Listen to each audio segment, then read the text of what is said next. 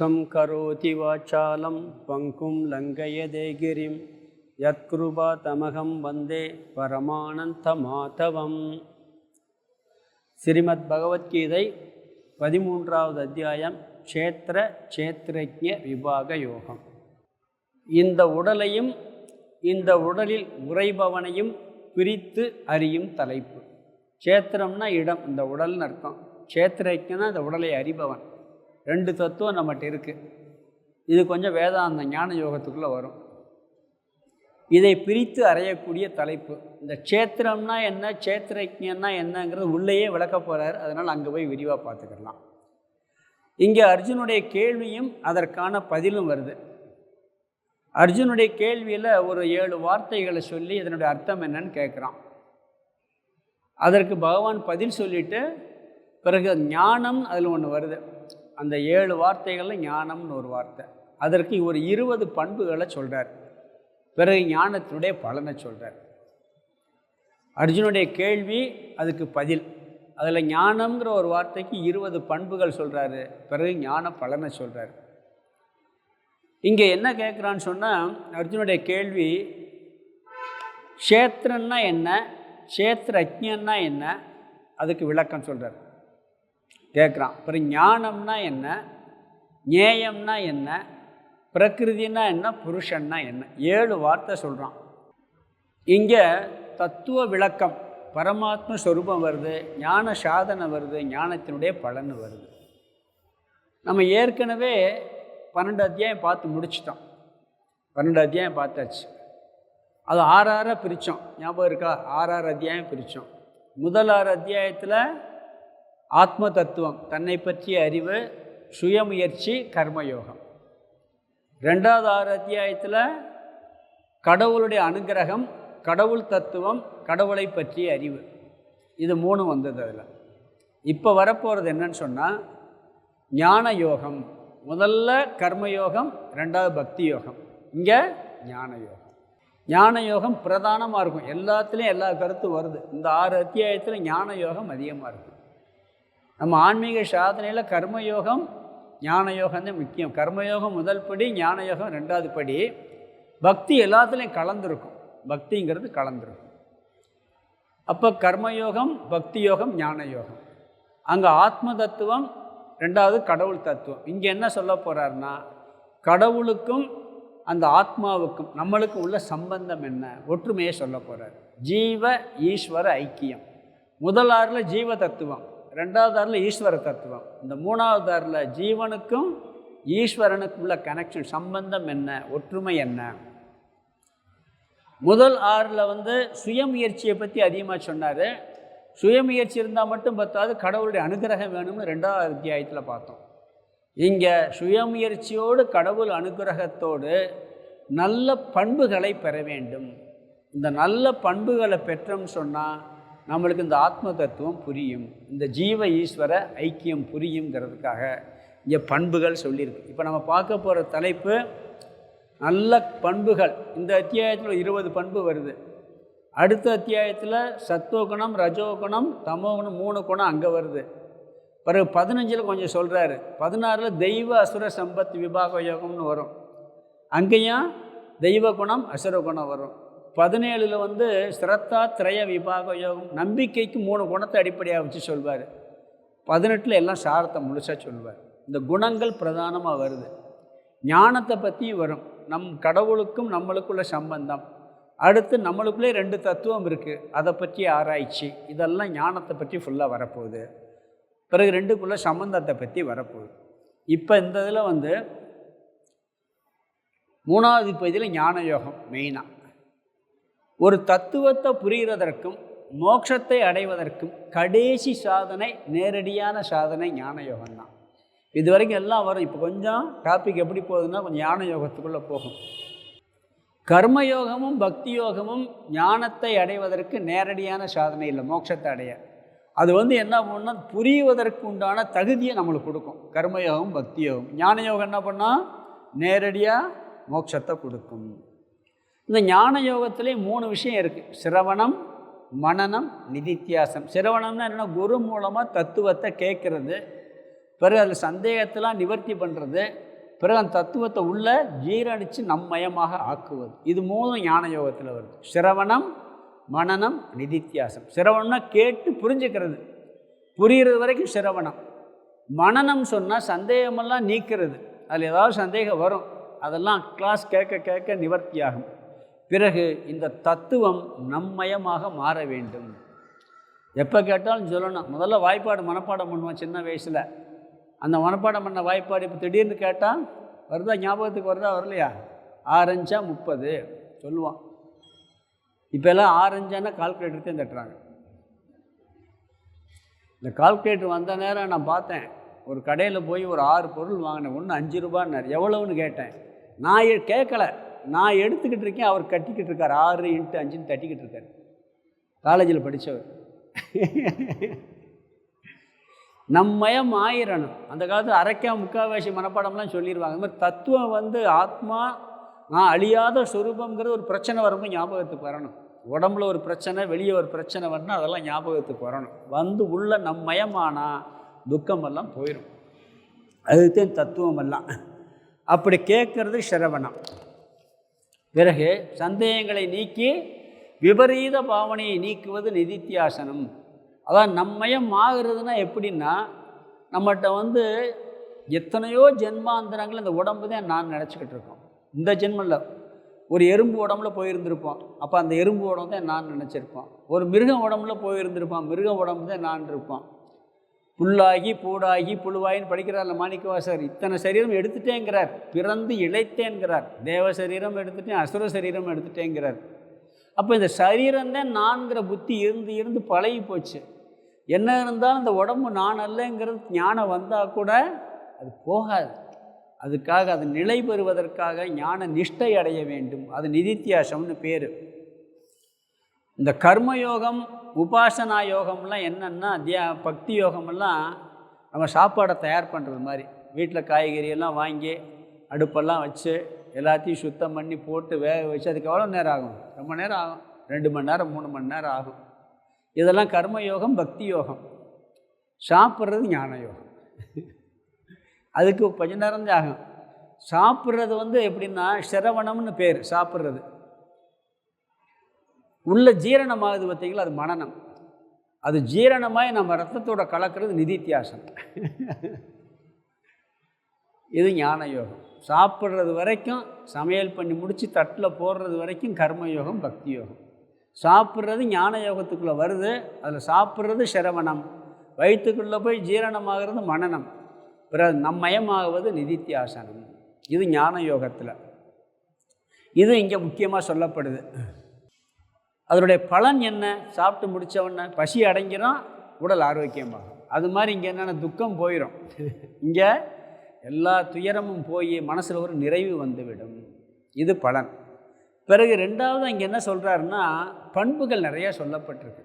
இந்த அத்தியாயத்தில் 20 பண்புகள் சொல்கிறார். இந்த 13வது அத்தியாயத்தில் 14ல் 3 குணம், 16ல் தெய்வ குணம், அசுர குணம்லாம் பிரிப்பார் அங்கே. அதனால் அந்த 6 அத்தியாயங்களில் பண்பு அதிகமாக வருது. பிறகு ஜீவ ஈஸ்வர ஐக்கியம். மேலோட்டமாக பார்த்தா கடவுள் படைத்தவர், நாம் படைக்கப்பட்டவர். கடவுள் படைப்பவர், இந்த உலகம் படைக்கப்பட்டது. இதெல்லாம் ரொம்ப ஆராய்ச்சி பண்ணி பார்த்தா இருக்கிறது ஒரே தத்துவம் தான் புரியும். வெளியே வேற்றுமையாக தெரிகிறதெல்லாம் பொய்யே, மித்தியா, காட்சிக்கு இருக்குது, விவகாரத்தில் பார்க்குறோம். ஆழம் ஆராய்ச்சி பண்ணி பார்த்தா ஒன்று தான் சரி. நம்ம இதெல்லாம் கொஞ்சம் கொஞ்சம் பார்த்துருக்கோம்.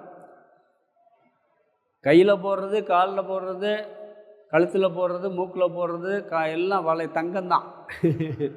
வேறு வேறு டிசைனாக இருந்தாலும் எல்லாமே தங்கம்தான். அது மாதிரி எல்லாம் ஒரே பொருளிலிருந்து இத்தனை விதமாக காட்சி அடிக்கிறது அப்படிங்கிறது புரியும். இப்போ கர்மயோகத்தை பார்த்து, பக்தி யோகத்தை பார்த்து ஞான யோகத்துக்குள் நுழைகிறோம். புரியுதுங்களா? ஃபஸ்ட்டு கர்மயோகத்தை பார்த்துட்டோம், பக்தி யோகம் பார்த்து ஞான யோகத்துக்குள்ள சுய முயற்சியோடு பார்த்தோம். கர்மயோகம் பண்ணுறதுக்கு, தியானம் பண்ணுறதுக்கு, செயல்படுறதுக்கு முயற்சி வேணும். ஆனால் அடுத்து என்ன சொன்னார்? உன் முயற்சி என்னதான் இருந்தாலும் கடவுள் அனுகிரகம் வேணும்ட்டார். அந்த கடவுள் அனுகிரகத்தில் முக்கியமாக பெற வேண்டியது நல்ல பண்புகள். இங்கே பண்புகளை பெறணும். ஏன்னா வெளியே எல்லாம் கிடைக்கும். வெளியே நீங்கள் பணம் சம்பாதிக்கலாம், பட்டம் வரலாம், பதவி வரலாம், எல்லாம் வரலாம். பண்புகள் மட்டும் வர்றது வெளியே விலைக்கெல்லாம் வாங்கவே முடியாது. அது கடவுள் அனுகிரகத்தில் நம்மளுடைய ஆண்டவனுடைய அனுகிரகம் வேணும், நல்ல பிரார்த்தனையில் தான் கிடைக்கும். பிறகு ஜீவ தத்துவம், ஈஸ்வர தத்துவம் ரெண்டையும் ஆராய்ச்சி பண்ண தனித்தனியாக. ஆத்மானா என்ன, கடவுள்னா என்னென்ன, இப்போ ரெண்டுக்குள்ள ஐக்கியத்தை பார்க்க போகிறோம். இதுதான் நாம் இப்போ பார்க்க போகிறது. இந்த ஐக்கியங்கிறது என்னன்னு சொன்னால் எல்லாம் ஒன்றுன்னு புரிஞ்சுக்கிறோன்னு. கடல் நீர் தான், எல்லாமே நீர் தான். H2Oன்னு சொல்லுவோம். ஒன்றுக்கு கடல்னு பேர் சொல்கிறோம், ஒன்றுக்கு நதிங்கிறோம், ஒன்று குட்டை குளம்ங்கிறோம், ஒன்று கிணத்து நீருங்கிறோம், பல பேர் சொல்கிறோம். பெரிய ஆச்சரியம் என்னென்னா, கன்னியாகுமரியில் போய் தெற்க பார்த்து நின்னீங்கன்னா முனையில் போய் என்ன சொல்லுவீங்க, அதுக்கு பேர் இந்து மகா சமுத்திரம்ன்றீங்க. அப்படியே மேற்க திரும்பினீங்கன்னா அரபிக்கடல், அப்படியே கிளப்ப திரும்பினா வங்காள விரிகுடா. ஒரே இடத்துல நின்றுட்டு 3 பேர் சொல்கிறோமா இல்லையா? கன்னியாகுமரியில் போய் நிற்கணும், தெற்க பார்த்து நிற்கணும், இல்லாட்டி மேற்க பார்த்துன்னா அரபிக்கடல், கிழக்க பார்த்துன்னா அதுக்கு பேர் இந்து மகா சமுத்திரம், கிழக்க பார்த்துன்னா வங்காள விரிகுடா. இப்படி தான் இருக்கு. ஒரே ஜலம்தான் எல்லாம். அது மாதிரி ஒரே தத்துவம் பலவாக காட்சி கொடுத்து கொண்டிருக்கிற அறிவை இங்கே புகட்ட போகிறார் இந்த 6 அத்தியாயத்தில். இங்கே அர்ஜுனன் என்ன கேள்வி கேட்டான்னு சொன்னால் 6 சொற்களை சொல்கிறான். 6 சொற்கள். அதை நம்ம 3 தலைப்பாக பிரிக்கலாம். என்னென்ன கேட்குறான்னு சொன்னால், பிரகிருதி, அதாவது க்ஷேத்திரம் க்ஷேத்திரஜ்ஞன், க்ஷேத்திரம் க்ஷேத்திரஜ்ஞன், புருஷன் பிரகிருதி, ஞேயம் ஞானம். 6 வார்த்தை. பிரகிருதி க்ஷேத்திரம்ங்கிறது ஒரு தலைப்பு, ஜட வஸ்து. பிரகிருதின்னா இந்த உலகம் அனைத்தும், இந்த பிரபஞ்சம் அனைத்தும், வெளியே தெரிகிற உலகம் எல்லாம். க்ஷேத்திரம்னா அந்த உடம்பு, அங்கே இருக்கிறது இதில் இருக்குது, வெளியே என்ன இருக்கோ அதே இருக்குது. இது ஒன்று, ஜட தத்துவம்னு பேர். க்ஷேத்திரஜ்ஞன்னு சொன்னால் இந்த க்ஷேத்திரத்துக்குள்ளே இருந்துக்கிட்டு இந்த உடம்பை அறியக்கூடிய ஒரு தத்துவம் க்ஷேத்திரஜ்ஞன். வெளியே பார்த்தா இந்த பிரகிருதிக்கெல்லாம் ஆதாரமான புருஷன், அதுக்கு பேர் புருஷ தத்துவம்னு பேர். அதுவும் உணர்வு தத்துவம். நம்மளுக்குள்ள ஒரு உணர்வு தத்துவம் இருக்கா இல்லையா? அது மாதிரி இந்த பிரபஞ்சம் அனைத்திலும் ஒரு உணர்வு தத்துவம் இருக்குது, அதுக்கு பேர் புருஷ தத்துவம்னு பேர். நம்ம உடம்புக்குள்ளே இருக்கிறதுக்கு பேர் க்ஷேத்திரஜ்ஞன்னு பேர். இந்த உடம்புக்கு க்ஷேத்திரன்னு பேர். வெளியே இருக்கக்கூடிய உலகம் கடவுளுடைய உடம்பு, அதுக்கு பேர் பிரகிருதின்னு பேர். அதுக்கு பேர் பிரகிருதி. பிரகிருதி புருஷன். பிரகிருதிங்கிறது ஜடம், புருஷன்கிறது உணர்வு தத்துவம். அதே மாதிரி நம்ம உடம்புக்குள்ள க்ஷேத்திரங்கிறது ஜட தத்துவம், இந்த உடம்பு. க்ஷேத்திரஜ்ஞங்கிறது உணர்வு தத்துவம். பிறகு ஞேயங்கிறதும் உணர்வு தத்துவம், ஆத்ம தத்துவம், அறியக்கூடிய ஒன்று. இந்த உலகத்திலேயே தெரிஞ்சுக்கிற வேண்டியது எதுன்னா ஆத்மா தான், ஞேயம். பிறகு ஞானம் சொல்கிறார். நம்ம சொல்கிற ஞானம் இங்கே சொல்கிற ஞானத்துக்கு வித்தியாசம் இருக்குது. அது ஏன் இப்போ விளக்கத்தில் சொல்கிறேன் நான். இங்கே ஞானம்ங்கிற தலைப்பில் 20 பண்புகளவே ஞானம்ட்டார். 20 ஏன் அதை ஞானம்ங்கிற வார்த்தையில் சொல்கிறாருங்கிறது அங்கே போய் பார்ப்போம் நம்ம. இப்படி 6 வார்த்தைகள் இருக்குது. க்ஷேத்திரம் க்ஷேத்திரஜ்ஞன், பிரகிருதி புருஷன், ஞேயம் ஞானம். இதில் 2 தத்துவம் ஜட தத்துவம், 3 தத்துவம் உணர்வு தத்துவம், 1 தத்துவம் பண்புகளை பற்றிய விஷயங்கள். இப்படி 3 தலைப்பாக அதை பிரிக்கலாம். இப்போ முதல்ல க்ஷேத்திரம் க்ஷேத்திரஜ்ஞன் விளக்கத்தை பார்க்கலாம். இதுதான் இந்த அத்தியாயங்களோட தலைப்பு. பொதுவாக க்ஷேத்திரம்னா இடம்னு அர்த்தம். க்ஷேத்திரம் போயிருக்காரு சொல்கிறோமா இல்லையா? க்ஷேத்திரம் என்னது, கோயிலுக்கெல்லாம் போயிட்டு வர்றதுக்கெல்லாம் க்ஷேத்திரம், புண்ணிய க்ஷேத்திரத்துக்கெல்லாம் போயிருக்காரு அப்படின்னு சொல்லுவோம். க்ஷேத்திரம்னா இடம்னு அர்த்தம். குருக்ஷேத்திரம், தர்மக்ஷேத்திரம். தர்மக்ஷேத்திரே குருக்ஷேத்திரன்னு ஆரம்பிக்குது பகவத்கீதை முதல் ஸ்லோகத்தில். தர்மக்ஷேத்திரமாய குருக்ஷேத்திரத்தில், ஏன்னா போர் செய்கிற இடத்துக்கு பேர் குருக்ஷேத்திரம். அது என்ன சொல்கிறார்? தர்மத்தை நிலைநாட்டக்கூடிய அந்த குருக்ஷேத்திரம். அங்கே தான் போர் நடக்குது, சண்டை. இந்த உபதேசம் எங்கே நடந்துச்சு? அங்கே தான் நடக்குது பகவத்கீதை உபதேசம். முதல் ஸ்லோகமே பார்த்தீங்கன்னா தர்மக்ஷேத்திரே குருக்ஷேத்திரே, தர்மத்தை நிலைநாட்டக்கூடிய இடம். அப்போ க்ஷேத்திரம்னு என்ன? இடம். நம்ம என்ன ஒரு காரியம் செய்யணும்னாலும் ஒரு இடம் வேணும். இந்த உபதேசம் பண்ண இங்கே ஒரு இடம் வேணும்ல. ஏதாவது ஒரு காரியம் செய்கிறதுக்கு ஒரு இடம் வேணும். டாக்டர் வைத்தியம் செய்யணும்னா ஒரு இடம் வேணும். கலெக்டர் வேலை செய்யணும், அதுக்குன்னு கலெக்டர் ஆஃபீஸ்னு ஒன்று இருக்குது. போலீஸுக்கு போலீஸ் ஸ்டேஷன் இருக்குது. எல்லாத்துக்கும் ஒரு இடம் இருக்குது. இடம் எல்லாம் ஒன்றும் பண்ண முடியாது. அது மாதிரி க்ஷேத்திரம்னா இடம்னு பேர். விவேகானந்தர் வைத்தியம் விவேகானந்தர் ஒரு சிஷ்யர் கேட்டார், வைத்தியம் பண்ணுறதுக்கு ஒரு இடம் வேணும்னு கேட்டார். அவர் என்ன சொன்னார் தெரியுமா? உனக்கு எதுக்கு இடம், நீ இடத்துக்கு போய் செய்யினார், வீடு வீடாக போய் வைத்தியம் பாருனார். இன்றைக்கி அதான் காசியில் பெரிய ஆஸ்பத்திரியாக இருக்குது. அந்த டாக்டர் ஆரம்பித்தது, அவர் வந்து ஒரு மருத்துவர், விவேகானந்தருடைய சிஷ்யராக வந்தார். சேவை செய்யணும், ஒரு இடம் வேணும்னு கேட்டார். உனக்கு எதுக்கு இடம் அப்படின்னு சொல்லிவிட்டு நீ போய் வீடு வீடாக சேவை பண்ணினார். இன்றைக்கி அங்கே ஒரு திருப்பி எல்லோரும் சேர்ந்து ஒரு இடம் வாங்கி கொடுத்து அது ஒரு பெரிய ஆசிரமமாக இருந்து இன்றைக்கி இந்தியாவில் பெரிய ஆஸ்பத்திரியில் அதுவும் ஒன்று காசியில் அந்த இடம் க்ஷேத்திரம்.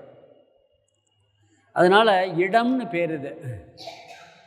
பிறகு இங்கே எந்த இடத்த சொல்கிறாருன்னா, எல்லாம் செயல் செய்கிறதுக்கு ஒரு இடம் வேணும். நம்ம ஏற்கனவே பல ஜென்மங்களில் சேர்த்து வச்சுருக்கோம் நிறைய சொத்துக்களை. என்ன சொத்து? பாவம் புண்ணியம். நிறையா சொத்தை சேர்த்து வச்சுருக்கோம். அதை செலவு பண்ணுறதுக்கு ஒரு இடம் வேணுமா வேணாமா? அதுதான் அந்த உடம்பு. அந்த பாவ புண்ணியத்தில் பகவான் வந்து இந்த உடம்புல இருந்து இவ்வளவு புண்ணியத்தை கழிச்சுக்க, இவ்வளவு பாவத்தை கழிச்சுக்க, பிறகு நீ எவ்வளோ பாவம் சேர்க்குறியோ புண்ணியத்தையும் இந்த உடம்புலேருந்து சேர்த்துக்கன்னு கொடுத்துட்டார். பகவான் படைக்கும் பொழுது எப்படி கொடுக்குறாருன்னா, பாப புண்ணியத்தை கழிப்பதற்கு, அந்த பாப புண்ணியத்தை தீர்க்கிறதுக்கு ஒரு இடத்த கொடுக்குறார். அதுதான் இந்த சரீரம், இந்த க்ஷேத்திரம். அதோடு இந்த க்ஷேத்திரத்தில் ஒரு மகிமை என்னென்னா, இன்னொரு காரியத்தையும் இந்த இடத்துல செய்யலாம். நீ புதுசாக பாவத்தையும் புண்ணியத்தையும் சேர்த்துக்கிடலாம், மோட்சத்தையும் அடையலாம். அதுக்கு ஒரு இடம்தான் இந்த இடம். இந்த க்ஷேத்திரங்கிறது என்னென்ன வேலை பண்ணுதுன்னு சொன்னால், ஒன்று ஏற்கனவே செஞ்ச பாவத்தை கழிக்குது, ஏற்கனவே செஞ்ச புண்ணியத்தை கழிக்குது. பிறகு புதுசாக பாவத்தை சேர்க்கறதுக்கும் இந்த இடம் பயன்படுது. இந்த உடம்பு புதுசாக பாவத்தை சேர்க்கறதுக்கும் பயன்படுது, ஞானத்தை அடைவதற்கும் இந்த உடம்பு தான் பயன்படுது. இது மனித சரீரத்தினுடைய ஸ்பெஷாலிட்டி, வேறு சரீரத்தில் கிடையாது. அதனால் இந்த உடம்பு தான் இங்கே க்ஷேத்திரம். இதுதான் இங்கே சொல்ல போகிறார். இந்த உடல் வந்து பாப புண்ணியத்தை சேர்க்கவும் கழிக்கவும் இருக்கின்ற இடம். அதனால் இந்த உடம்புக்கு க்ஷேத்திரம்னு பேர். மற்ற எந்த உடம்புலையும் பாவ புண்ணியத்தை கழிக்க மட்டும்தான் முடியும், சேர்க்க முடியாது, ஞானத்தையும் அடைய முடியாது. மனித சரீரத்தில் மட்டும்தான் ஒரே ஒரு ஸ்பெஷல் இருக்குது, பாவ புண்ணியத்தை சேர்க்க முடியும், மோட்சத்தையும் அடைய முடியும். நீங்கள் தேவ சரீரம் எடுத்து என்ன பண்ணுவீங்க? புண்ணியத்தை மட்டும் கழிக்கலாங்க, அங்கே பாவம் கழிக்கிற கடமை இல்லை. புண்ணியம் நிறைய இருந்து வெளிப்பட்டால் அங்கே கழிச்சிட்டு திருப்பி என்ன பண்ணணும்? வந்துடணும். மிருக சரீரமெல்லாம் எடுத்தோம்னா பாவத்தை மட்டும் கழிக்கும். எந்த மிருகமாவது பாவ புண்ணியம் சேருமா? மிருகத்துக்கு பாவ புண்ணியம் சேருமா? தேவர்களுக்கும் பாவ புண்ணியம் சேராது.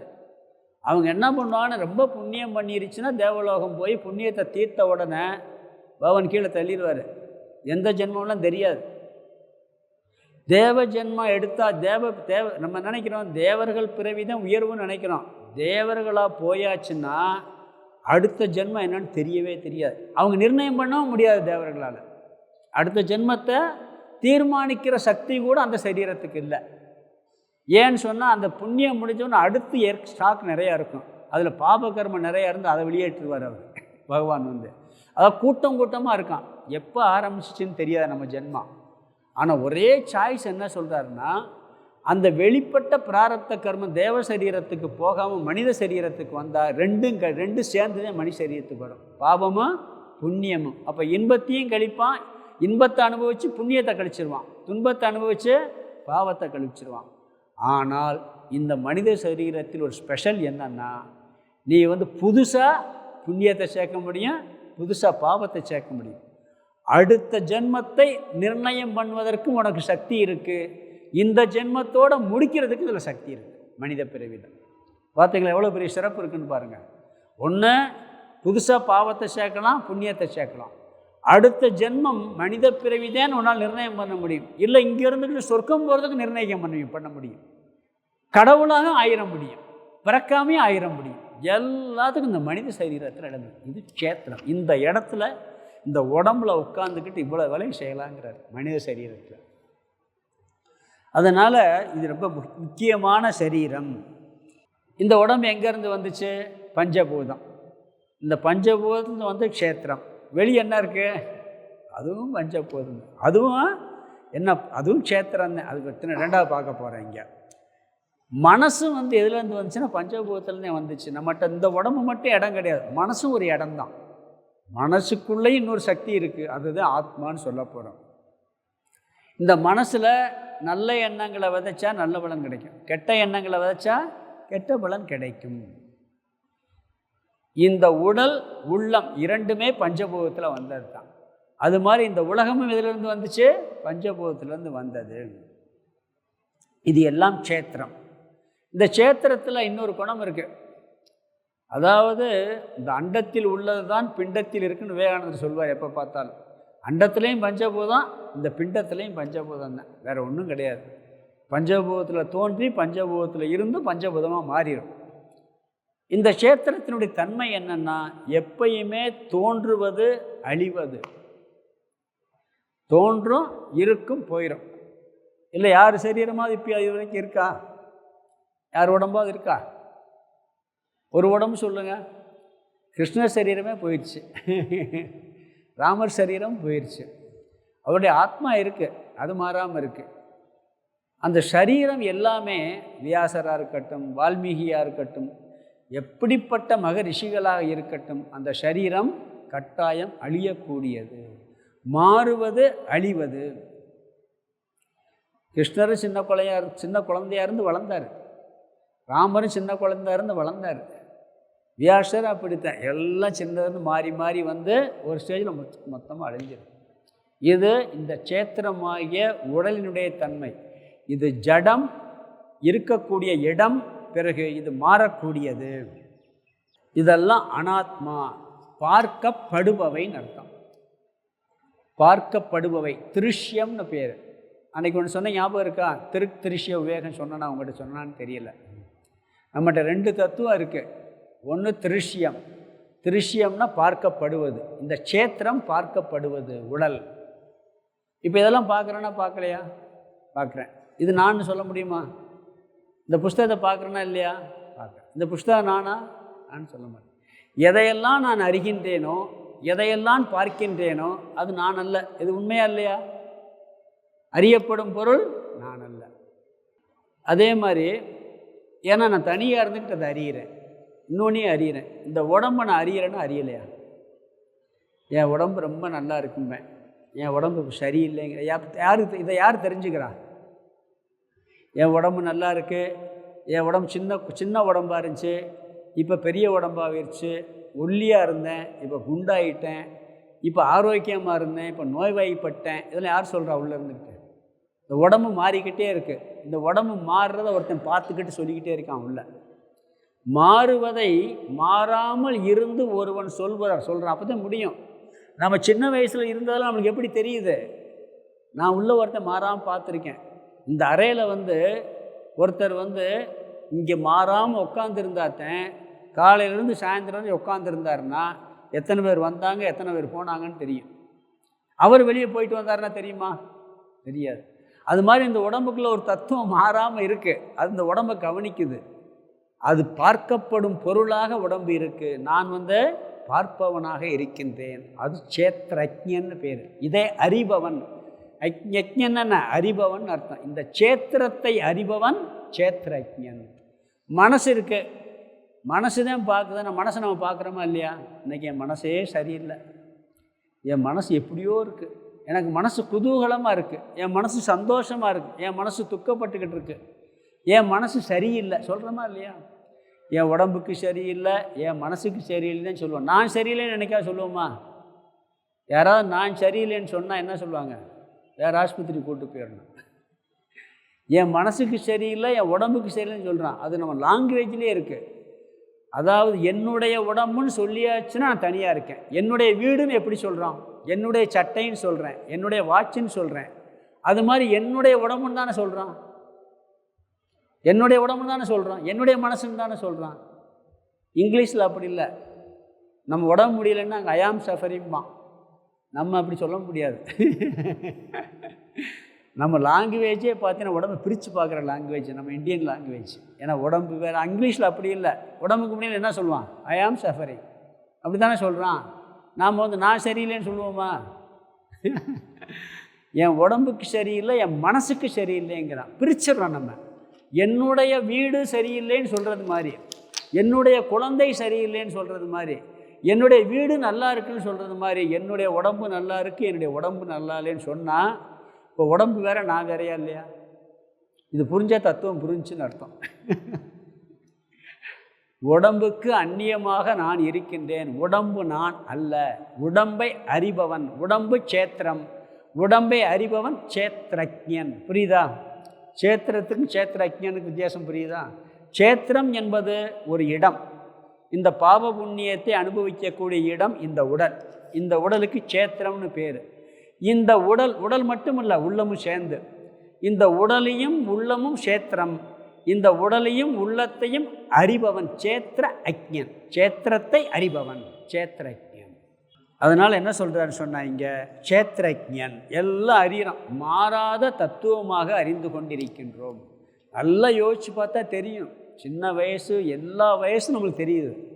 நம்மளுக்கு என்னைக்கு விவரம் தெரிஞ்சோ அப்போ இருந்து அந்த உடம்புல இருந்தேன், இன்னாரோட சேர்ந்து விளையாண்டேன், இப்படி இருந்தேன், இந்த ஸ்கூலுக்கு போனேன், அப்போ குட்டி பையனாக இருந்தேன், பிறகு வாலிபனாக இருந்தேன், வாலிபனாக இருக்கும்போது இப்படியெல்லாம் இருந்தேன், இப்போ வயசான பிறகு இப்படி இருக்கேன், நான் அப்போ ஒல்லியாக இருந்தேன், இப்போ குண்டாயிட்டேன், அப்போ நோய் இல்லாமல் இருந்தேன், இப்போ நோயோடு இருக்கேன், அப்போ மூட்டு வலி வரல, இப்போ மூட்டு வலி வந்துருச்சு. எல்லாம் பண்ணுறோமா இல்லையா? எல்லாத்தையும் பார்த்துக்கிட்டு இருக்கான் ஒருத்தன். அதை சொல்பவன் மாறாதவன், இதை அறிபவன், சேத்திரத்தை அறிபவன் சேத்திரஜ்ஞன். ஆனால் என்னன்னு சொன்னால், நம்ம உடம்பை அப்படி பிரித்து பார்க்க முடியலை. ஏன்னா இதே உண்மை, பார்க்குறோம், இருந்தாலும் என்ன பண்ணுறோம், கலந்து இருக்கிறதுனால நம்மளுக்கு தெரிகிறதில்லை. இந்த பிரித்து பார்க்குற சக்தி இல்லை, உடம்பை தனியாக பார்க்குற சக்தி இல்லை. அப்படி பார்க்குறோம்னா மரணம் அடையணும்.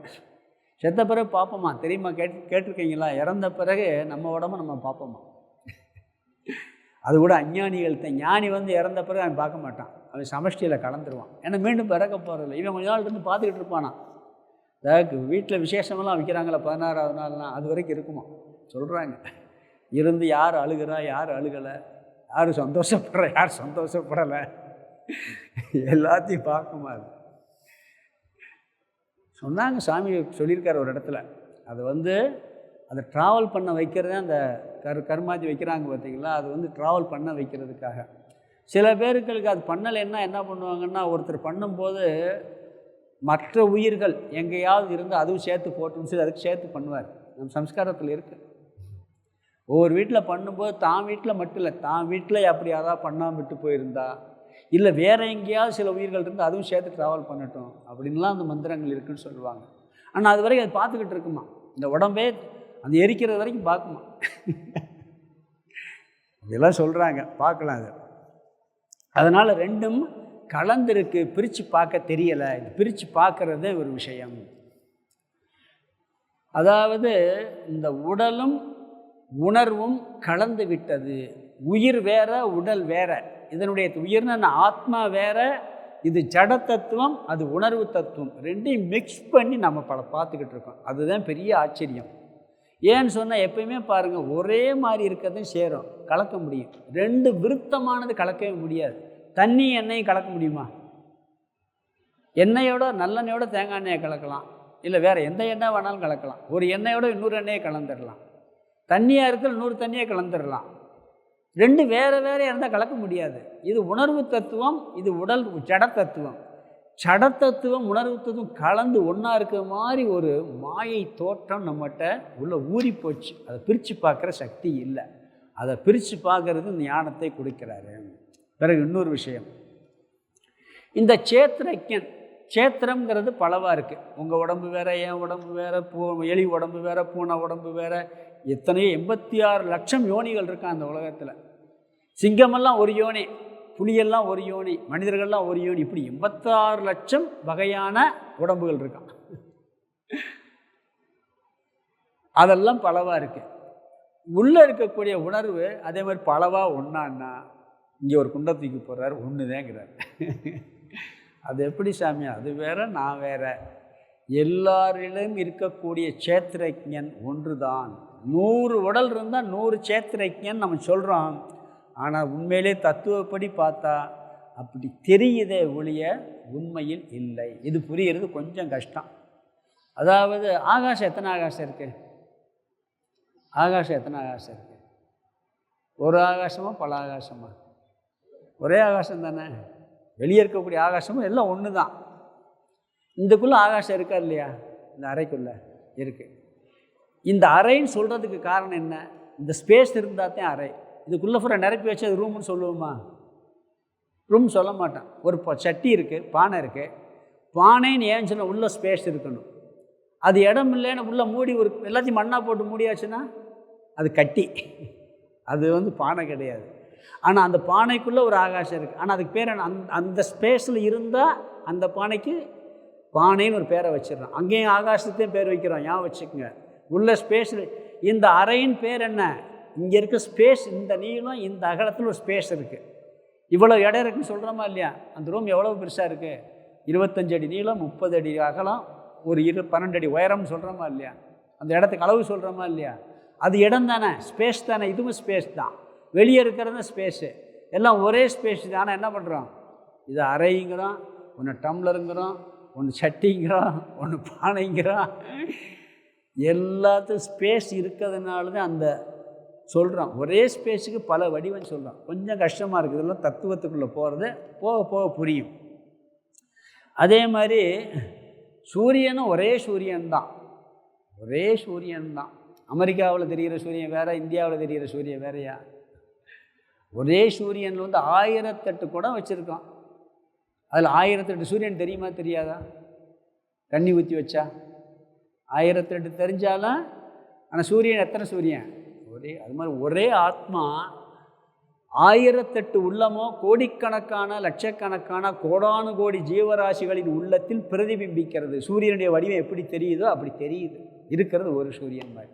ஒரே ஆகாசம் பல இடத்துல பிரித்து காமிக்கிறது. இந்த ரூம்பு, ஹாலு, பெரிய மண்டபம், சின்ன ஹாலு, சின்ன ரூம்பு, பாத்திரமெல்லாம் சொல்கிறோம். ஒவ்வொன்று வடிவம் சொல்கிறோம். ஒரு பாட்டில் எல்லாம் உள்ளே இருக்க ஸ்பேஸுக்கு தான் பேர், வேறு எது கிடையாது.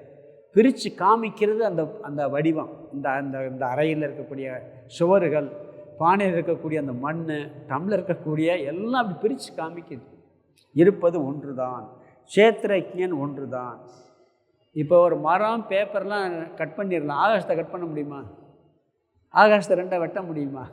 வெட்டவே முடியாது. ஒன்று தான் இருக்குது. ஆனால் வெட்டினது மாதிரி பிரித்து காமிக்குது. இந்த க்ஷேத்திர அஜ்ஞனுக்கும் ஆத்மாவுக்கும் நிறைய ஒற்றுமை உண்டு. ஆகாசத்தை உண்மையில் நாம் உணரத்தான் முடியும், அறிய முடியாது. ஆகாசத்துக்கு உருவம் இருக்கா? வர்ணம் இருக்கா? வடிவம் இருக்கா? எதுவுமே இல்லை. அது மாதிரி ஆத்மாவுக்கு ஆனால் தெரியுது. இந்த ஸ்பேஸ் இருக்கிறதுனால தான் நம்ம வந்து வாழ்ந்துக்கிட்டு இருக்கோம். ஸ்பேஸ் இல்லாட்டி பண்ண முடியாது. அதுபோல் இந்திரியங்களையும் அறிய முடியாது, அதற்கு உருவம் இல்லை. ஆனால் அதை வந்து புரிஞ்சுக்கிற முடியும். இன்னொரு உதாரணம் சொல்லணும்னு சொன்னால், மின்சாரம் ஒரே மின்சாரம் தான். அது கண்ணுக்கு தெரியுதா? தெரியலை.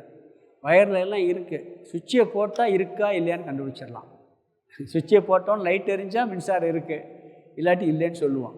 மின்சாரம் இருந்தாலும் கூட அங்கே நிற்கிது. வெளிப்படுவது எங்கே? லைட்டில் வெளிப்படுது, ஃபேனில் வெளிப்படுது.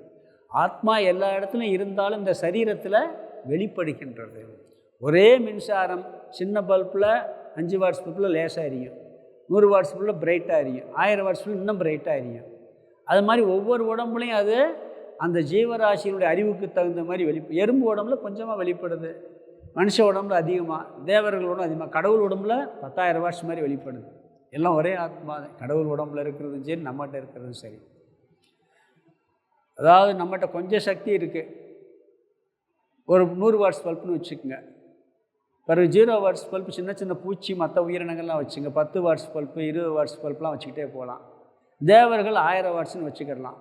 கடவுளை வந்து 10,000 வாட்ஸ் இல்லாட்டி கோடி வாட்ஸ்னு வச்சுக்கிடலாம். ஆனால் அது பிரகாசத்துக்கு காரணம் என்ன? ஒரே மின்சாரம் தான். ஒரே மின்சாரத்தை இந்த பல்ப்லையும் ஏற்றலாம், அந்த பல்ப்லையும் ஏற்றலாம், 10,000 வாட்ஸ் பல்ப்லையும் ஏற்றலாம். முடியுமா இல்லையா?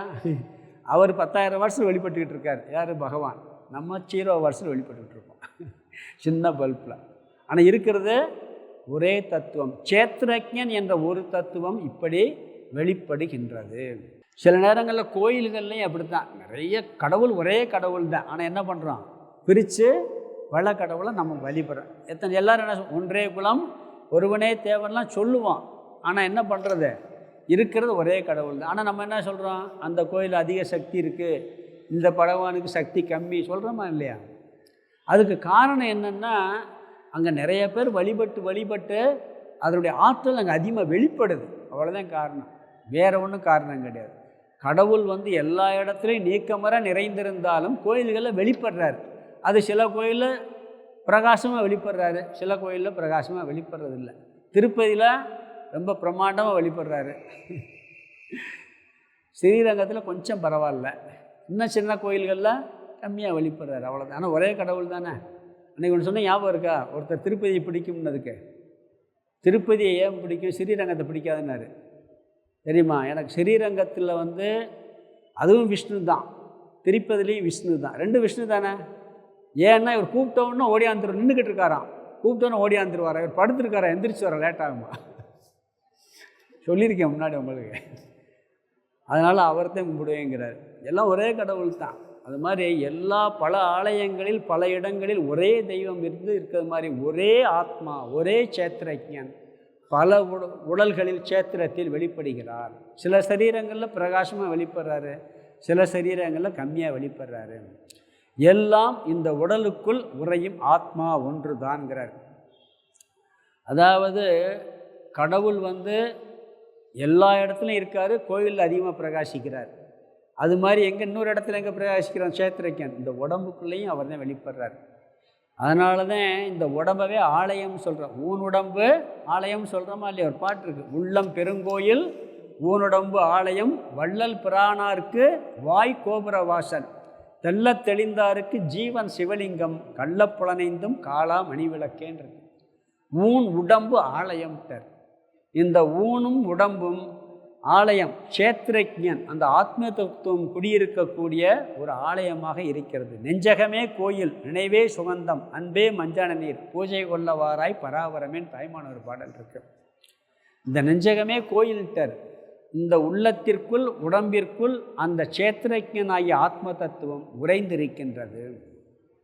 பிறகு அதுவும் இதுவும் ஒன்று தான், கடவுள்கிட்ட இருக்கிறது இது ஒன்று தான். ஜீவபிரம ஐக்கியம்ங்கிறது இந்த உடம்புல இருக்கிறதா அந்த உடம்பு இருக்கக்கூடிய ஒரே தத்துவம் நிறுவனம் பண்ணியாச்சுன்னா பிறகு என்ன, ரெண்டும் ஒன்று, ஜீவபிரம ஐக்கியம். எல்லாம் மாறி, இது மட்டும் மாறாது. இப்போ சேத்திரம் சேத்திரக்கன் ரெண்டு தத்துவம் பார்த்துருக்கோம். சேத்திரம்னா என்ன, இடம். இந்த உடம்புக்கு சேத்திரம்னு பேர், வெளியே இருக்கக்கூடிய பிரபஞ்சத்துக்கு சேத்திரம்னு பேர். அதை ரெண்டாவது பார்ப்போம். இந்த உடம்பு அறியப்படும் பொருளாக இருக்குது, ஜடமாக இருக்குது. இதை அறிபவன் சேத்திரஜன், அவன் உணர்வு சுரூபமாக இருக்கான். உணர்வு இல்லாட்டி அறியவே முடியாது. இது உணர்வு தத்துவம், இது ஜட தத்துவம். இது அறியப்படும் பொருள், சேத்திரஜன் அறிபவன். சேத்திரம் பலவாக இருக்கிறது, சேத்திரஜன் ஒன்றே ஒன்று தான், பலவாக தெரியுது, ஆனால் இருப்பது ஒரே தத்துவம். இந்த சேத்திரம் இந்த உடம்பு மாறிக்கொண்டே இருப்பது, இந்த உள்ளே இருக்கக்கூடிய சேத்திரஜன் என்றும் மாறாதவன். இது அழியக்கூடியது. உடம்பு அழியுமா அழியாதா? அழிஞ்சிடும். ஆனால் இதை அறிபவன் நித்தியம், அவன் அழியாதவன். இது காட்சிக்கு தெரியும், அது காட்சிக்கு தெரிவதில்லை. இது சகுனம், அது நிர்குணம். இது மித்தியா, இருப்பது போல் இருக்கிறது, உண்மையில் இல்லை. அது உண்மையில் அது மட்டுமே இருக்கிறது, சத்தியம். க்ஷேத்திரத்துக்கும் சேத்திர ஐக்கியத்துக்கும் வித்தியாசம் பார்த்தாச்சு. இந்த ரெண்டை சொல்லியாச்சு. அடுத்த கருத்து ஞானம். மொத்தம் 7 வார்த்தை: சேத்திரம், சேத்திரஜன், ஞானம், புருஷன், பிரகிருதி, நியாயம், ஞேயம். இப்போ 2 பார்த்துருக்கோம். சேத்திரம்ங்கிறது இந்த உடம்பு, பாப புண்ணியத்தை அனுபவித்து கழிக்கக்கூடிய உடம்பு, பாப புண்ணியத்தை சேர்க்கக்கூடிய இடம். பாப புண்ணியத்தை கழிக்கக்கூடிய இடம், பாப புண்ணியத்தை சேர்க்கக்கூடிய இடம். சேத்திரம்னா இடம். இந்த சேத்திரத்தை அறிந்து கொண்டு உள்ளே ஒருவன் இருக்கின்றான், அவன் சேத்திரஜன்.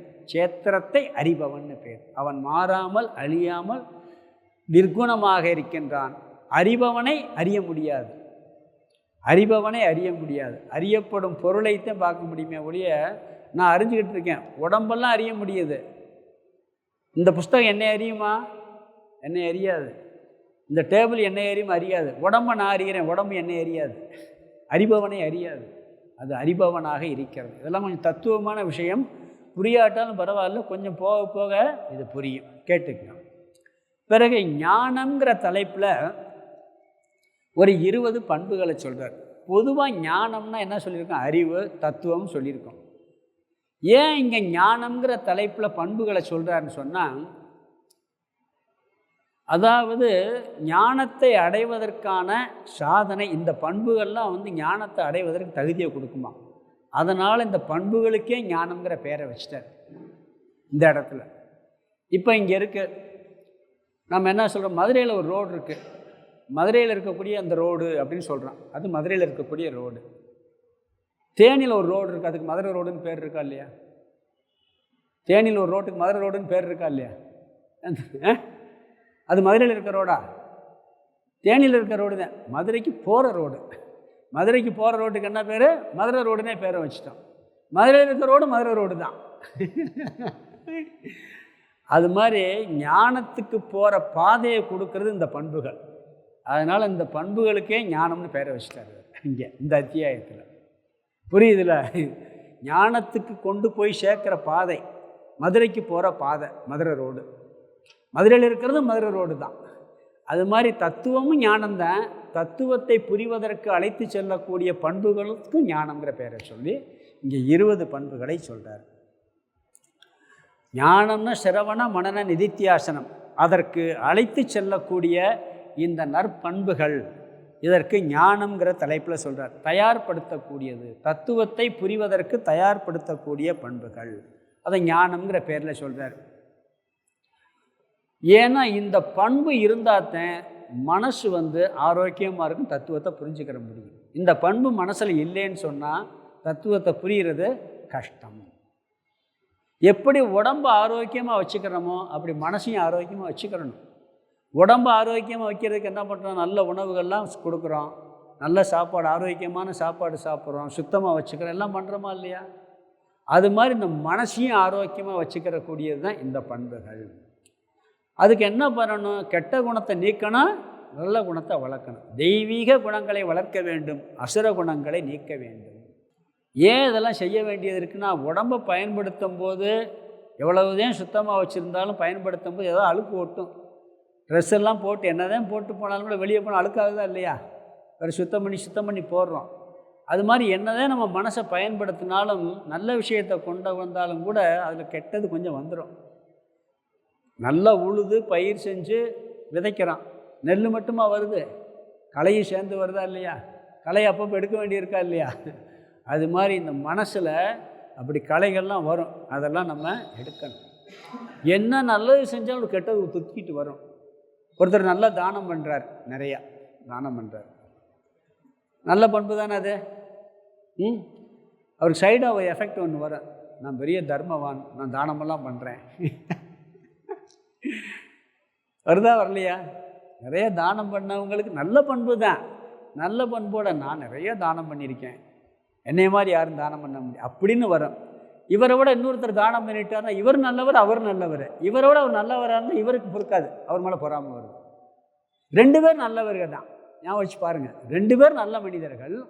இவரை விட அவர் ரொம்ப நல்லவராக இருந்தால் என்னை விட அவர் நல்லவராக, அவர் சைடு எஃபெக்ட் அது. இப்படிப்பட்ட குணங்கள் என்னதான் இருந்தாலும் உள்ளுக்குள்ளே நம்மளை எரியாமல் கெட்ட குணம் வந்துக்கிட்டே இருக்கும். இதை களைஞ்சிட்டோம் வச்சுங்க, ஃப்ரீயாக இருக்கலாம். எப்படி உடம்பு சுத்தமாக இருந்து நல்லா நீட்டாக கிழிச்சு ட்ரெஸ் பண்ணிவிட்டு நல்ல சுத்தமான ட்ரெஸ்ஸை போட்டால் எவ்வளோ ஃப்ரெஷ்ஷாக இருக்குது. அது மாதிரி இந்த கெட்ட குணம்லாம் இல்லாமல் கற்பனை பண்ணி பாருங்கள், அப்படி ஒரு ஆனந்தமாக இருக்கு. வர்றது 2வது பக்கம் இருக்கட்டும். ஏன்னா அந்த அழுக்குன்னு உட்காந்தாலே வெளியே இருக்கான், ஏதோ ஒன்று போட்டுக்கிட்டு அப்படியே நம்மளை போட்டு பாடாப்படுத்தி எடுக்கும். இந்த இதை நீக்கியாச்சுன்னா கோடி ரூபா கொடுத்தாலும் அந்த மனசை யாராலும் கொண்டிருக்க முடியாது. அப்படி ஒரு மனசை கொடுக்கறதுக்கு இந்த பண்புகள்லாம் சொல்லப்படுது. இந்த பண்புகள் என்ன வேலை பண்ணும்னா நம்ம மனசை சுத்தமாக வைக்கும். எதுக்கு பயன்படும்? மனசை சுத்தமாக வைக்கும். மனசை சுத்தமாக இருந்தன்னா இல்லாட்டி என்ன? எதுக்கு மனசெல்லாம் தூய்மைப்படுத்தணும்? பிறகு மனசை ஏன் தூய்மைப்படுத்த மாட்டேங்கிறாங்க? எல்லாரும் மனசை யாராவது நினைக்கிறாங்க, ஆன்மீகத்துக்குள்ளே வந்தவங்க தான் என் மனசில் இந்த கெட்ட குணம் இருக்குது, இந்த கெட்ட குணத்தை போக்கணுங்கிற புத்தியாவது வருது. மற்றவங்களுக்கு வர்றதே இல்லை. அப்போ மனசை ஏன் தூய்மைப்படுத்தணும்னு தெரிஞ்சுக்கிறணும், ஏன் தூய்மைப்படுத்தாமல் இருக்காங்கங்கிறது தெரிஞ்சுக்கிறணும். பிறகு தூய்மைப்படுத்த வழி என்ன? அந்த தூய்மைப்படுத்த வழி தான் இந்த பண்புகள். ஏன் தூய்மைப்படுத்தணும்னு சொன்னால், சுத்தமாக இருந்தால் தான் அங்கே ஒரு வேலையை நல்லா செய்ய முடியும். இந்த இடத்துல கிளாஸ் எடுக்கிறான், இங்கே 10 குப்பை கிடக்கு, அங்கே குப்பை கிடக்கு, ஒரு துர்நாற்றம் ஒரு கிளாஸ் எடுக்க முடியுமா? இதை இன்னும் நீட்டாக வச்சு சூடம்பத்தியெல்லாம் பொருத்தி வச்சு எப்படி இருக்கும்? எல்லாம் ஃபுல்லாக க்ளோஸ் பண்ணி ஒரு ஏசி எல்லாம் போட்டு நீட்டாக வச்சா அங்கே வேலை செய்கிறதுக்கு எப்படி இருக்குது? நல்லா இருக்கா இல்லையா? அது மாதிரி உடம்பு சுத்தமாக இருந்தால் வீட்டே எடுத்துங்க. வீடு சுத்தமாக இருந்து வெளியூர் போயிட்டு வருவோம், ஒரு மாதம் வீட்டை போட்டுட்டு வந்தவொடனே முதல் வேலை என்ன பண்ணுவோம்? உள்ளே நுழைஞ்சு சுத்தம் பண்ணுவோம். இல்லாட்டி ஃபோன் பண்ணி வேலைக்காரங்கிட்ட சொல்லி நான் நாளைக்கு வரப்போகிறேன், கிளியராக சுத்தம் பண்ணி வச்சுருப்போம். இல்லாட்டி வேலை செய்ய முடியாது. அது மாதிரி இந்த உடம்புல மட்டும் நம்ம வேலை செய்யலை, வீட்டில் மட்டும் வேலை செய்யலை, மனசுலையும் வேலை செஞ்சுக்கிட்டு இருக்கோம். செய்கிறோமா இல்லையா? அப்போ சுத்தமாக இருந்தால் நல்லா வேலை செய்ய முடியாதா? அதுக்காக மனசை சுத்தப்படுத்தணும். அது மட்டும் இல்லை, அதிகமாக நம்ம பணி செய்கிறது இந்த மனசோட தான். ரொம்ப முழித்த உடனே தூங்குறது வரைக்கும் எங்கே விவகாரம் பண்ணுறோம்னா முதல்ல மனசு, பிறகுதான் உடம்பு. மனசில் தான் சில நேரம் அமைதியாக உட்காந்துருப்போம் வீட்டில், உடம்பு வேலை செய்யாது, மனசு வேலை செஞ்சுக்கிட்டு இருக்கும், என்னத்தையாவது எண்ணிக்கிட்டு இருக்கோம். பார்த்தீங்கன்னா தூங்காத நேரம் போக மிச்ச நேரம் போகிறான் உடம்பை காட்டிலும் அதிகமாக நம்ம டிரான்சாக்ஷன் பண்ணுறது மனசு கூட தான். அப்போ உடம்பை எப்படி சுத்தமாக வச்சுருக்கோமோ அப்படி மனசு சுத்தமாக வச்சுருக்கணுமா இல்லையா? அதற்காக மனதை சுத்தமாக இருக்க வேண்டும். அது மட்டும் இல்லை, நம்ம மனித மனசில் இந்த நல்ல பண்புகள் இருந்தால் அதில் ஒரு தனி சுகம் கிடைக்கும். இப்போ ஒரு தானம் பண்ணுறோம், ஒருத்தருக்கு ஹெல்ப் பண்ணுறோம், தியாகம் பண்ணுறோம். இது மிருகங்களால் செய்ய முடியுமா? இப்போ தானம் பண்ண நம்மளுக்கு ஒரு சந்தோஷம் வருதா இல்லையா? அந்த புத்தி இருந்தால். எதுக்கடா கொடுக்குறோம்னா அது சந்தோஷம் வராது, அது வேறு விஷயம். சரி, நல்ல பேருக்கு உதவி செஞ்சுருக்கேன், அவன் சந்தோஷப்படுறான், அதை பார்த்து சந்தோஷப்படுற புத்தி இருக்கா இல்லையா? இது மிருகங்கள் கிடைக்குமா? கிடைக்காது. ஒரு தியாக புத்தி இருக்குது, நான் என்னுடைய வாழ்க்கையை என் குழந்தைக்காக தியாகம் பண்ணிட்டேன் அப்படிங்கிற எண்ணம் நம்மளுக்கு எவ்வளோ சந்தோஷத்தை கொடுக்குது. என் குழந்தைய வளர்க்குறதுக்காக என்னுடைய வாழ்க்கையவே அர்ப்பணித்து தியாகம் பண்ணேன் அப்படிங்கும்போது எப்படி இருக்குது? நாட்டுக்காக தியாகம் பண்ணுறாங்க, அவங்க அதில் ஒரு சந்தோஷத்தை அனுபவிச்சாங்களா இல்லையா? பகவத்சிங் இந்த அந்தமான் சிறையில் வீர சாவர்கரா பகவத்சிங்கான்னு தெரில, வீர சாவர்கர், அந்த ஜெயில் நான் போய் பார்த்தேன். அந்தமான் அவர் தங்கியிருந்த அந்த ஜெயில், அவர் ரூம்பை கரெக்டாக அவர் ரூமில் இருந்து பார்த்தா இந்த தூக்கு தண்டனை சித்திரவதை பண்ணுறாங்க பார்த்தீங்களா, அதெல்லாம் நேராக பார்க்க முடியும். அப்படி போட்டு வச்சுருக்கான் அவரை. வேறு எங்கேயும் பார்க்க முடியாது, பின்னாடி கடல். அங்கே அவர் அதை பார்த்துக்கிட்டு அவர் ரூம் மட்டும் அந்த மாதிரி பார்க்குற மாதிரி இருக்குது. தூக்கு தண்டனை டெய்லி தூக்கு தண்டனை, நிறைய பேர் தூக்கில் போடுவான், அதெல்லாம் இவரையும் தூக்கில் போட போகிறான். அதுக்காக வெயிட் பண்ணி இவரை அதை பார்த்துக்கிட்டே கொஞ்ச நாள் இருக்கட்டும்னு விட்டுருக்கான். எடை போட்டிருக்கான். போன உடனே முதல்ல பிள்ளை பொண்ணு தூக்குல போடப்போ இடையெல்லாம் கூடி போச்சான், அவர் வெயிட் கூடி போச்சான். ஏன்னா சந்தோஷமாக இருந்திருக்காரு, நான் தியாகம் பண்ணிட்டேன் நாட்டுக்காக. அந்த தியாகத்தினால் வரக்கூடிய சுகத்தை மனுஷன் தான் அனுபவிக்க முடியும், வேற யாரும் அனுபவிக்க முடியாது. இந்த பண்புகளால் வரக்கூடிய சுகத்தை மனுஷன் மட்டும்தான் அனுபவிக்க முடியும். அதற்காக மன தூய்மையினால் வரக்கூடிய சுகத்தை மனுஷன் மட்டும்தான் அனுபவிக்க முடியும். நான் ஒரு சம்பவம் சொல்லியிருக்கேன். இந்த குருபரானந்தன் என்னுடைய சாமி ஒருத்தர், அவர் இந்த தியாகத்தினால் அவர் சந்தோஷத்தை பற்றி ஒரு சம்பவம் சொன்னார்.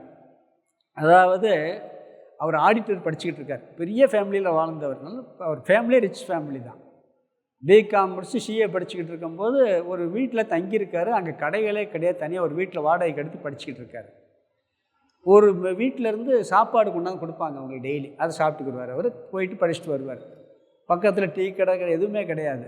ஒரு நாள் இவர் இருக்கும்போது பக்கத்து வீட்டுக்காரம்மா ஒரு அம்மா குழந்தைகள் 2 குழந்தைங்கள விட்டுட்டு நாங்கள் ஆஸ்பத்திரிக்கு போயிட்டு அந்த குழந்தைங்கள பார்த்துக்கன்னு சொல்லிட்டு போயிடுச்சு. புஸ்தகமெல்லாம் கொடுத்துட்டு இவர் பார்த்துருக்கிறாரு, வரல. பிறகு கடைசியில் பார்த்தா அந்த குழந்தைகள் பசிச்ச ஆரம்பிச்சிருச்சு. இவர் என்ன பண்ணியிருக்கார், இவருக்கு மொத்தம் 4 இட்லி வரும். இந்த குழந்தைக்கு 2 இட்லி, அந்த குழந்தைக்கு 2 இட்லி கொடுத்து, சின்ன குழந்தைய சரியாக சாப்பிட்டுருச்சுங்க. சாப்பிட்டு படுத்து தூங்கிருச்சுங்க. அந்த அம்மா எழுப்பிட்டு 10 மணிக்கு வந்திருக்காங்க நைட்டு. எழுப்பி வீட்டுக்கு கூப்பிட்டு போயிட்டாங்க. காலையில் இவர் உட்காந்துட்டு காலேஜ் போகிறதுக்கு சீவிக்கிட்டு இருந்திருக்காரு.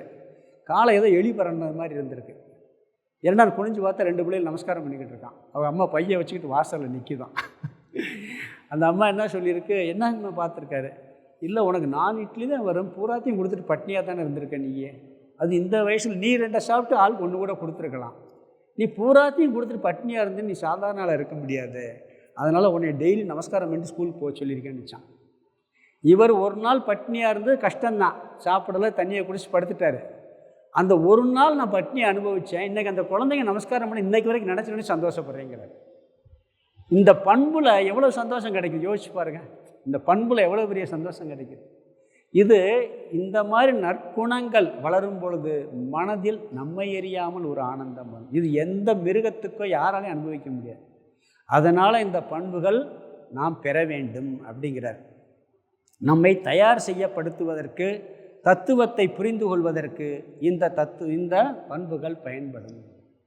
சில பண்பு இருக்குது, தான் தியாகம் பண்ணதவே வெளியே காமிச்சிக்கிறாமல் சில பேர் இருப்பாங்க. அவன் தியாகம் பண்ணியிருக்கானே தெரியாது. ஒரு சினிமாவை பார்த்தேன், இந்த அவளுக்கென்று ஓர் மனம்னு ஒரு சினிமா படம், ஸ்ரீதர் எடுத்த படம், பழைய படம் ஒன்று. அந்த நீங்கள் பார்த்தீங்கன்னா தெரியும், அந்த படம் கூட பார்க்கலாம். அதில் அந்த ஹீரோயின் வந்து ஒரு குடும்பத்துக்காக தன்னுடைய வாழ்க்கையவே தியாகம் பண்ணுவாப்புல. எல்லா படத்துலையும் எப்படி பண்ணுவாங்கன்னா, ஒருத்தர் கெட்டவர் மாதிரி இருப்பான், கடைசியில் இந்த குடும்பத்துக்காகத்தான் நான் அப்படி பண்ணேன், நான் தியாகம் பண்ணிட்டு படத்தை அப்படி தான் காட்டி முடிப்பான். ஹீரோ எப்படி பண்ணுவார், நல்லவர்னு காமிச்சு முடிச்சிருவாங்க. அந்த படம் எப்படி முடிப்பாங்கன்னா, அவள் பண்ண தியாகம் யாருக்கும் தெரியாது, அங்கே உள்ளே இருக்க கேரக்டர். நம்ம சினிமா பார்க்குறவளுக்கும் தெரியும். ஏன்னா அந்த தியாகத்தை சொன்னால் தியாகம் போயிடறாங்க. அந்த மாதிரி ஒரு சிச்சுவேஷன். பரவாயில்ல, சொல்ல வேணாம், யாரும் நம்ம பண்ண தியாகத்தை யாருமே தெரிஞ்சுக்கிற, யாருக்காக தியாகம் பண்ணாலும் அந்த அவங்களுக்கே தெரியாது நம்மளுக்காகத்தான் பண்ணியிருக்கான்ட்டு, பரவாயில்லன்ட்டு போயிடுவா, தன்னையே அழிச்சிக்கிடுவாப்புல.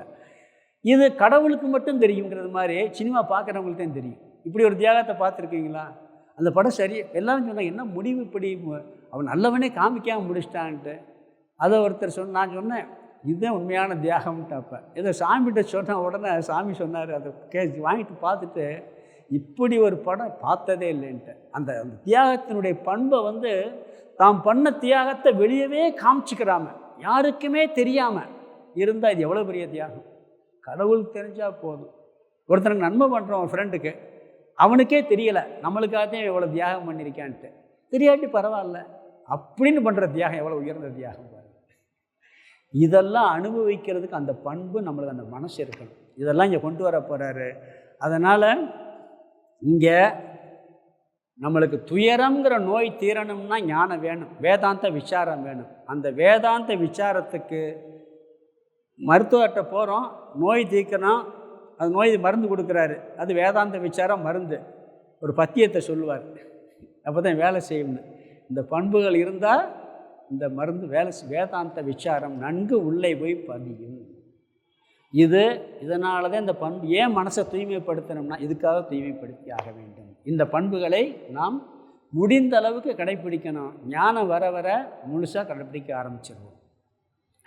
ஏன் மனசை சுத்தப்படுத்தணுங்கிற எண்ணம் நிறைய பேருக்கு வர்றதே இல்லைன்னா, மனசை பார்க்குறதே இல்லை, மனசில் அழுக்கு இருக்குங்கிறதே தெரிகிறதே இல்லை. உடம்புல அழுக்கு இருந்தால் தெரியும், சட்டையில் அழுக்கு இருந்தால் தெரியும், மனசில் அழுக்கு இருந்தால் தெரியுமா?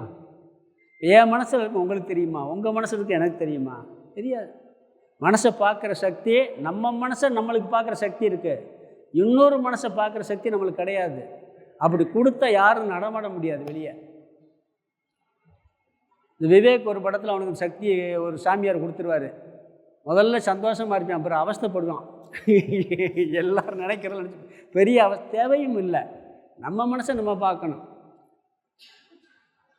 அதனால் என்ன சொல்கிறாருன்னு சொன்னால், மனசை பார்க்குற சக்தி நம்மளுக்கு இருக்குது. அதனால் என்ன பண்ணுறோம், இந்த மனசில் சக்தி பார்த்துட்டோம்னா க்ளீன் பண்ணுவோம், பார்க்கலைன்னா சுத்தம் பண்ண மாட்டோம். வெளியே தெரிஞ்சால் சுத்தம் பண்ணிடுவோம், தெரியலைன்னா சுத்தம் பண்ண போகிறோம். வீட்டுக்குள்ளே போகிறோம், அழுக்கு தெரிஞ்சுன்னா சுத்தம், அழுக்கு தெரியலைன்னா சுத்தம் பண்ணவே முடியாது.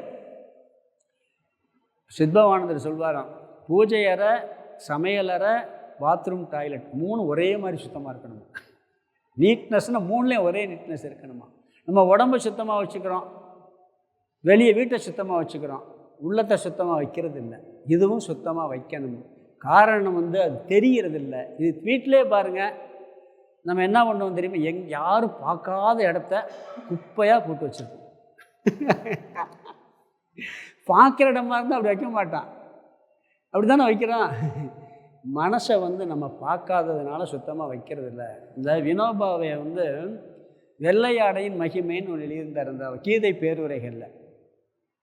இப்போ ஒருத்தர் வெள்ளை ட்ரெஸ் வெள்ளை ட்ரெஸ்ஸில் வேணாம், இப்போ அழுக்காயிரும், வெள்ளையாக எடுத்துக்கிட்டு இருக்க, வெள்ளை ட்ரெஸ் இப்போ அழுக்காயிரும் அப்படிமா. என் கருப்பு ட்ரெஸ் அழுக்காகாதா, கலர் ட்ரெஸ் அழுக்காகாதா? ரெண்டும் அழுக்காகத்தானே செய்யும். ஆனால் என்ன சொல்லுவான், வெள்ளை ட்ரெஸ் அழுக்காயிரும், கலர் ட்ரெஸ் அழுக்காகாதுன்னு. பொய் தானே இது, தெரியாதுன்னு சொல்லணும். இதில் அழுக்குப்பட்டால் தெரியாது, அதில் அழுக்குப்பட்டால் தெரியும். அழுக்குப்பட்டால் தெரிஞ்சால் சுத்தம் பண்ணி உடனே வாஷ் பண்ணி போட்டுருவான். அழுக்கு சட்டையை இந்த ஜீன்ஸ் பேண்ட் எப்படி வந்துச்சு தெரியுமா? அழுக்கு தெரியாமல் இருந்துச்சு, அதுக்குள்ள வந்ததே ஜீன்ஸ் பேண்ட்டு. நான் காலேஜில் படிக்கும்போது அந்த அந்த வேர்வையெல்லாம் பட்டு வெள்ளையாயிரும், அப்படி துவைக்காமல் போடுவான். இப்போ அந்த வெள்ளையவே டிசைன் ஆக்கிட்டான் ஜீன்ஸ் பேண்ட்.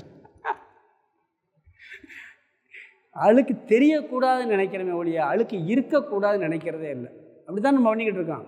அழுக்கு தெரியக்கூடாதுன்னு நினைக்கிறான், அழுக்கு போகணும்னு நினைக்கிறது இல்லை. அப்போ இது ஏன் நிறைய பேர் சுத்தம் பண்ணுறது இல்லைன்னா தெரிவதில்லை, அழுக்கை பார்க்குற சக்தி இல்லை, அது மட்டும் கவனிக்கிறதே இல்லை. இன்னொன்று யாருக்கு தெரிய போகுது? பொறாமல் இருந்தால் யாருக்கு தெரிய போகுது? ஒருத்தனை கெடுக்கணுங்கிற புத்தி இருந்தால் யாருக்கு தெரிய போகுது? அப்படி நினச்சிட்டு என்ன பண்ணுறான்?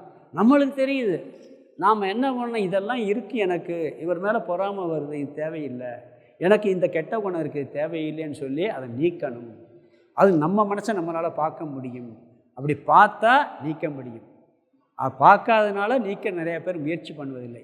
மனசை ஏன் சுத்தப்படுத்தணும்னு சொன்னால், மனசை சுத்தப்படுத்தினாத்தான் நம்ம நல்லா இருக்க முடியும், நல்லா வேலை செய்ய முடியும், ஞானமும் புரியும். மனசை ஏன் சுத்தப்படுத்துறது இல்லைன்னா அது தெரிகிறது இல்லைங்கிறதுனால, வெளியே தெரிகிறதுங்க சுத்தப்படுத்த முயற்சி பண்ணுறது இல்லை. தெரிஞ்சிச்சுன்னா சுத்தப்படுத்திடுவோம். பிறகு என்ன வழின்னு சொன்னால், மனதை தூய்மைப்படுத்த இங்கு சொல்லப்பட்ட 20 பண்புகள் சொல்கிறார். நற்பண்புகளை உள்ளே செலுத்துதல், தீய பண்புகளை வெளியே தள்ளுதல். அப்போ இந்த நற்குணங்கள் எவை, கெட்ட குணங்கள் எவைங்கிறது முதல்ல தெரியணும். தெரிஞ்சாக்கான சுத்தம் பண்ண முடியும். அதை அடையணும்னா கூட எது நல்ல குணம் எது கெட்டது முதல்ல அறிவு வேணும். இந்த அறிவு இருந்துச்சுன்னு சொன்னால் பிறகு நம்ம அதுக்கு முயற்சியும் செய்ய முடியும். முதல்ல தெரிஞ்சுக்கிறணும், இதெல்லாம் நல்ல குணம், இதெல்லாம் கெட்ட குணம் சொல்ல போகிறாரு. தெரிஞ்சுக்கிட்டு சும்மா விட்டால் தெரிஞ்சால் போதுமா? முயற்சி பண்ணணும். நிறைய பேர்த்துக்கு எது கெட்டதுன்னு தெரியும், எது நல்லதுன்னு தெரியும், ஆனால் முயற்சி பண்ணுறதில்லை. நிறைய பேருக்கு தெரியும், ஆனால் என்ன பண்ணுறதில்ல, முயற்சி பண்ணுறதில்ல. சிகரெட் குடிக்கக்கூடாதுன்னு எல்லாருக்கும் தெரியுமா தெரியாதா? ஆனால் குடிக்கிறோம். முயற்சி பண்ணது சிகரெட்டை விடுறதுக்கு முயற்சி பண்ணுறது இல்லை. எல்லாருக்கும் தெரியும். துரியோதன் இன்னைக்கு காலையில் அங்கே கிளாஸில் சொன்னேன். துரியோதன ஒரு இடத்துல சொல்கிறான், அவனுக்கு உபதேசம் பண்ணுவாங்க. உபதேசம் பண்ணும் பொழுது இந்தா பாருங்கள், எனக்கு இதை பற்றிலாம் உபதேசம் பண்ண தேவையே இல்லை, எனக்கு சரியாக தெரியும் எது நல்லது எது கெட்டதுன்ட்டு. நான் தப்புத்தான் பண்ணுறேன்னு எனக்கு தெரியும், இருந்தாலும் நல்ல வழியில் என்னால் போக முடியலைன்னு. முயற்சி பண்ணணும்ல, முயற்சி பண்ணி போகணும், நல்ல வழிக்கு வர முதல்ல அறிவு இருக்கணும். அறிவே இல்லாட்டி ஒன்றும் பண்ண முடியாது. அறிவு வந்தாலும் முயற்சி வேணும். ராவணனுக்கு எல்லாருமே உபதேசம் பண்ணாங்களே, நீ போகிறது தப்புன்னு சொல்லி. கும்பகர்ணனை உபதேசம் பண்ணான், விபீஷணனை உபதேசம் பண்ணான், அவன் முயற்சி பண்ணலையே. அதனால் முதல்ல நல்ல அறிவு வேண்டும். அறிவு வந்த பிறகு அதிலிருந்து முயற்சி பெற வேண்டும். இங்கு அந்த 20 பண்புகளை சொல்கிறார். நல்லது கெட்டதுன்னு தெரியவே இல்லைன்னு எப்படி முயற்சி பண்ணுவீங்க? இப்போ இந்த வீடை சுத்தம் பண்ணணும்னா முதல்ல வெளிச்சம் வேணும்ல. இருட்டாக இருந்தால் சுத்தம் பண்ண முடியுமா? அது மாதிரி எது நல்லது கெட்டதுங்கிற புத்தியில் விளக்கு வேணும், அந்த அறிவு வேணும். புத்தியில் விளக்கு வந்துருச்சுன்னா நம்ம சுத்தம் பண்ணலாம். அதுக்காக சொல்கிறார், எதெல்லாம் கூடாது எதெல்லாம் வச்சுக்கிறணுங்கிற அறிவை இங்கே புகட்டுகிறார். இந்த அறிவு மட்டும் வாங்கினா பத்தாது, நம்ம என்ன பண்ணணும், வாங்கி கொஞ்சம் முயற்சியும் பண்ண வேண்டும். இன்னொன்று, முயற்சி மட்டும் இல்லை, நற்குணங்களை கடைப்பிடிக்கணும்னா அதில் இருக்கக்கூடிய மதிப்பை தெரிஞ்சுக்கிறணும். மதிப்பை தெரியலேன்னு வச்சுக்கோங்க, நம்ம அந்த குணத்தில் ஈடுபடவே மாட்டோம். ஒரு பண்பு இருக்குன்னா அந்த பண்பில் எவ்வளோ வேல்யூ இருக்குது, இதனால் எவ்வளோ பிரயோஜனம் இருக்குது, அதில் மதிப்பு ரொம்ப இருந்தால் தான் அதை கடைப்பிடிப்போம். மதிப்பு இல்லைன்னா கடைப்பிடிக்க மாட்டோம். இப்போ ஒருத்தரை ஒரு பொய் சாட்சி சொல்கிறார் ஒருத்தர்.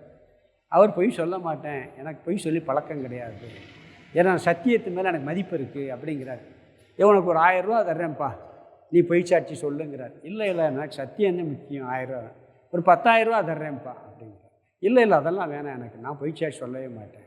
1 லட்சம் தர்றேன். 1 லட்சமா, பரவாயில்ல, ஒன்று சொல்லிட்டு போயிடும். அப்போ அவருடைய சத்தியத்தினுடைய மதிப்பு எவ்வளோ வேல்யூ? 1 லட்சம். அர்ஜுனனுக்கு சத்தியத்தினுடைய வேல்யூ எவ்வளோ? நாடு, நகரம், வீடு, மனைவி, மக்கள் அத்தனை விட அவனுக்கு சத்தியத்துக்கு மதிப்பு கூடிடுச்சு. அதனால அதை கடைப்பிடிச்சான். அவன் கஷ்டமே படலை, அவன் ஆனந்தத்தில் இருந்திருக்கான். என்னை விட எனக்கு சத்தியந்தான் உயர்வு, மதிப்பு, உயர்ந்த மதிப்புன்னு வச்சுட்டான். மனைவி, மக்கள், நாடு, நகரம் அத்தனையும் விட மதிப்பு கூட்டினாங்களோ கடைப்பிடிச்சான். அவன் மதிப்பு குறையா வச்சுதான் கடைப்பிடிப்பானா? நற்பண்புகளின் மீது நம்மளுக்கு மதிப்பு கூடினால் நாம் அதை கடைப்பிடிப்போம், இல்லை என்றால் கடைப்பிடிக்க மாட்டோம். உலகத்தில் பதவி, பட்டம், செல்வம் எல்லாம் மதிப்பு கூடின மாதிரி தெரியுது, அது வெளியே கிடைக்கும். இது வெளியே கிடைக்கவே கிடைக்காது. நாம் மட்டும்தான் முயற்சி பண்ண முடியும். பகவானுடைய அனுகிரகமும் நம்மளுடைய முயற்சியும் இருந்தால் இந்த பண்புகளை அடைய முடியும். அதனால் நம்ம என்ன பண்ணணும்? மதிப்பை கூட்டினா அந்த பண்புகளை படலாம். பிறகு முயற்சியும் பண்ணணும். பிறகு தோஷங்களெல்லாம், கெட்ட குணத்தினுடைய தோஷங்களை ஆராய்ச்சி பண்ணி அதை நீக்க வேண்டும். இப்படியெல்லாம் பண்ணணும்னு சொன்னால் நம்மளுக்கு நற்பண்புகள் கிடைக்கும். அது என்ன பண்புகள்ங்கிறத அடுத்த நாளை கிளாஸில் கொஞ்சம் பார்க்கலாம். ஓம் பூர்ணமத பூர்ணமிதம் பூர்ணாத் பூர்ணமுதச்யதே பூர்ணஸ்ய பூர்ணமாதாய பூர்ணமேவாவசிஷ்யதே. ஓம் சாந்தி சாந்தி சாந்தி. ஹரி ஓம். ஆதி குருநாத சுவாமிக்கு ஜெய்.